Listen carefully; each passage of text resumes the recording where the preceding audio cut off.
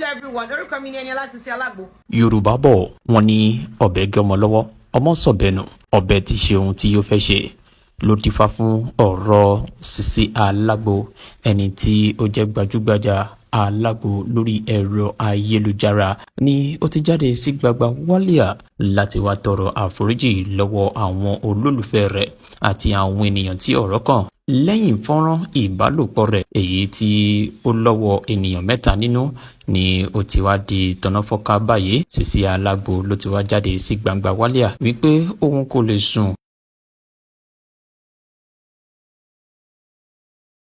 ni òun kò ti rí oorun sùn nítorí náà òun gba ẹ̀bi òun lẹ́bi òun sì tọrọ àforíjì lọ́wọ́ gbogbo àwọn olólùfẹ́ rẹ̀ wípé kí wọ́n dáríjì òun bẹ́ẹ̀ náà ló tọrọ àforíjì lọ́dọ̀ Ọlọ́run nítorí pé ohun tí òun ṣe yìí ó kù díẹ̀ káàtó.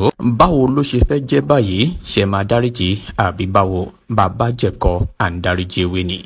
Ẹ wo ìkúnlẹ̀ mi lélẹ̀. Love you guys.